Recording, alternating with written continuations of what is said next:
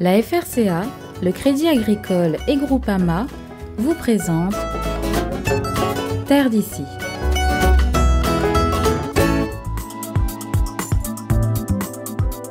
C'est à la Crète, dans les Hauts de Saint-Joseph, que Carole d'Affreville a pu enfin réaliser son rêve, devenir agricultrice, car très jeune déjà, elle voulait répondre à l'appel de la terre.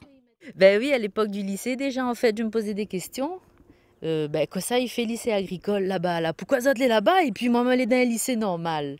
Mais bon, à 16-17 ans, c'est pas concevable à l'époque, voilà, hein, de se lancer dans le domaine agricole quand on sort du port. Hein. Donc, ça remonte. Carole poursuit alors des études classiques, travaille ensuite pendant quelques années dans le secteur immobilier, mais son projet professionnel agricole reprend vite le dessus. Ouais, c'est ça. Arrive un moment, en fait, il y a plein de signes qui sont donnés. Si on s'écoute un peu, puis les gens qu'on va rencontrer, il y a des influences, des conseils, des signes, vraiment des signes, moi je dirais, hein, qui nous disent, allez, envoyez. C'est pour toi.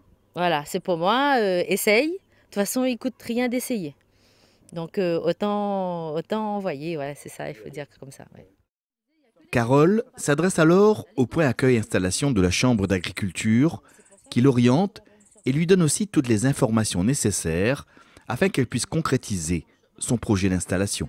On continue le parcours donc avec le CEPPP, donc le Centre d'élaboration des plans de professionnalisation personnalisés, donc un grand mot, mais qui est là pour faire un plan de formation donc, qui permet donc, de vérifier l'adéquation entre le parcours professionnel et le projet et de permettre aux jeunes d'acquérir des compétences pour mener à bien son projet, donc avoir des formations plus spécifiques et donc exemple, formation en bio si on n'a jamais fait du bio, formation en maraîchage hors sol, etc. Donc les formations sont liées au projet afin donc de permettre la réussite du projet.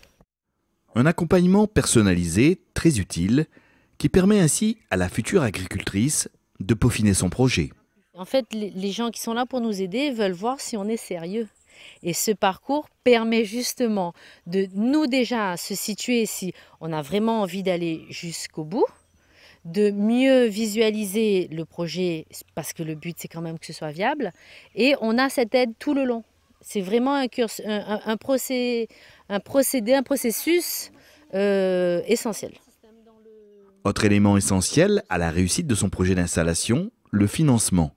Carole d'Affreville a pu ainsi bénéficier d'une DJA, une dotation jeune agriculteur, pour démarrer. Là, on est sur un projet avec un détour professionnel, avec quelqu'un qui n'avait pas d'expérience agricole au préalable, qui a donc été obligé de construire son parcours professionnel sur plusieurs années, sur des productions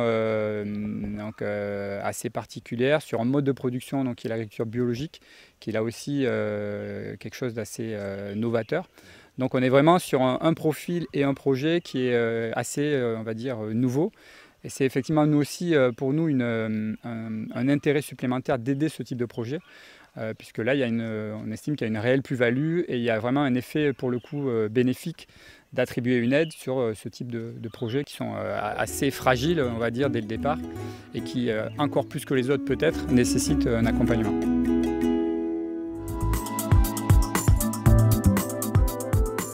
Bienvenue à la ferme Feuille-Songe. Située dans le petit village de la Crète, à Saint-Joseph, c'est ici que Carole d'Affreville s'est lancée voici quelques années dans son nouveau métier d'agricultrice. Là, on est sur la partie haute du terrain, terrain en agriculture biologique. Je suis installée là depuis bientôt 5 ans et on produit du palmiste rouge essentiellement, des ananas, pas mal d'agrumes entre les pomelo et les citrons 4 saisons, un peu de gingembre. Et puis 2-3 petits trucs à droite à gauche pour conforter la biodiversité sur le terrain. D'emblée, Carole s'oriente vers la production bio, une évidence pour la toute jeune agricultrice. Au début de la formation, non, c'était pas si évident que ça, c'était une idée. Et à la fin de la formation, oui, Se lancer dans le bio, c'était devenu logique, même impératif, puisque j'ai des collègues de la classe qui étaient en bio et mon stage pendant le BPREA a été effectué sur une exploitation bio. Donc j'ai compris quand même l'intérêt, la valeur, l'importance de pratiquer une agriculture respectueuse de l'environnement et de l'homme. Nous, ce qu'on fait aussi, c'est qu'on essaye de mettre de la songe un peu partout. Hein. Dès qu'on coupe, au lieu de laisser à nu, moi je rejette tout sous les arbres. Donc du coup, ça me fait des plans pour planter une prochaine parcelle, pour essayer d'avoir un peu plus en production. Si les songes poussent ici à merveille, certains agrumes, comme les pomelos, s'y plaisent tout autant. Les pomelos sont là, il faut faire un peu d'entretien sur la taille. J'ai replanté une certaine quantité d'arbres. Là, cette année, d'ailleurs, il faut replanter encore pour justement repartir sur le cycle une fois que ceux-là seront plus productifs, avoir une nouvelle production en pomelos, puisque c'est très apprécié par les clients. J'ai la chance d'avoir des pomelos assez doux. Et puis, pas tout le monde y fait pomelo, la Réunion. Donc ça, c'est une production qui est intéressante. Il faudrait beaucoup plus de place, justement, pour pouvoir les installer, oui. Afin d'optimiser l'espace sur ces petites parcelles, Carole met en place des cultures sur plusieurs niveaux. Là, le pied de papaye, il va monter. Donc, il va pouvoir donner une production. Dessous les plantations, on garde de l'ensoleillement. Donc, j'optimise toujours l'espace. L'idée, c'est vraiment de réussir à intensifier.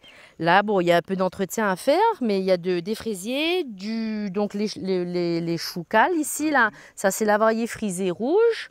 Les fraisiers, dans quelques mois, ils vont recouvrir tout l'espace. On fait un petit peu de désherbage entre. Et l'idée, c'est d'avoir des papayers tous les 2 mètres. Comme ça, au fur et à mesure, vraiment, j'optimise. Et si ce n'est pas du papayer, ça peut être de la tomate arbus ou du bissap. Bien à l'abri sur une partie du terrain, Carole élève aussi une 50aine de poules pondeuses. Alors, les œufs ne sont pas labellisés bio, mais elles sont nourries exclusivement en bio. Elles ont un espace dans le cahier des charges du label bio, elles ont un espace attribué minimum pour chaque poule. Il y a même plus que ce qui est demandé. Donc oui, elles sont chouchoutées, hein. Elles sont en petite quantité, elles sont à l'abri sous les arbres endémiques. Et puis tous les jours, il faut soigner. Des produits de la ferme que la jeune agricultrice commercialise directement et qu'elle transforme également de différentes façons. Là, j'essaye de développer le travail avec la patate douce en version salée. Et la songe aussi, travailler notre patrimoine alimentaire, mais sous d'autres versions. Trouver des choses là où on ne les attend pas. J'aimerais bien réussir à faire la songe, le goût du beignet songe chinois, là, mais en crème.